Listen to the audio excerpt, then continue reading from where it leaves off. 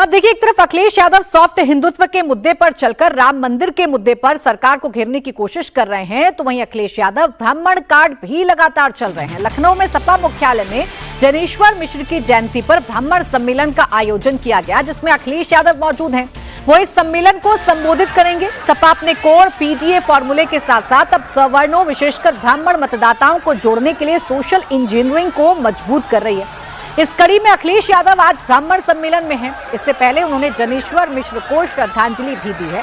दरअसल समाजवादी पार्टी की कोशिश ये है कि अपने पीडीए के साथ साथ एमवाई समीकरण के साथ साथ कुछ और जाति के वोट भी समाजवादी पार्टी को मिल जाए, और इसमें सबसे ज्यादा जो नजर है वो ब्राह्मण वोट बैंक पर अखिलेश यादव की है। रुचि कुमार मेरी सहयोगी इस वक्त जुड़ गई है हमारे साथ, सीधा उन्हीं के पास चल लेते हैं। रुचि, एक तरफ सॉफ्ट हिंदुत्व दिख रहा है अखिलेश यादव का। अखिलेश यादव कहीं ना कहीं ये जानते हैं जब तक हिंदुत्व की बात नहीं करेंगे सत्ता का रास्ता नहीं मिलेगा, और दूसरी तरफ ब्राह्मणों पर नजर। कितना कामयाब होंगे अखिलेश यादव अपनी इस रणनीति में?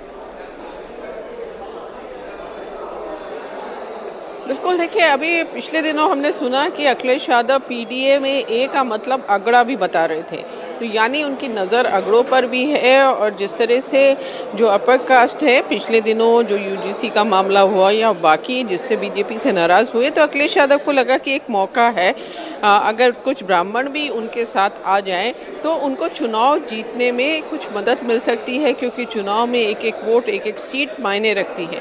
तो अखिलेश की कोशिश यही है कि जो नाराज़ ब्राह्मण हैं वो उनकी तरफ आए, उनको वोट करें। और अखिलेश की एक उम्मीद ये भी है, क्योंकि ऐसा समझा जा रहा है कि विधानसभा में कांग्रेस के साथ समाजवादी पार्टी का गठबंधन होगा, दोनों मिलकर चुनाव लड़ेंगे। तो अखिलेश को ये उम्मीद है कि अगर कांग्रेस उनके साथ आ जाती है तो कांग्रेस के साथ ब्राह्मण जुड़ जाएंगे, तो अगर वो पहले से काम करेंगे तो उनको फ़ायदा हो सकता है। लेकिन अगर हम यूपी में देखेंगे, पिछले बहुत साल जब बीजेपी यहाँ बिल्कुल ताकत नहीं थी, तब भी ब्राह्मण ज़्यादातर बीजेपी की तरफ ही रहते थे।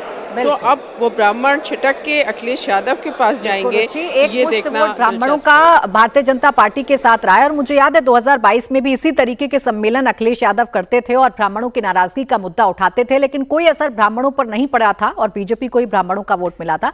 शुक्रिया आपका तमाम जानकारी के लिए रुचि।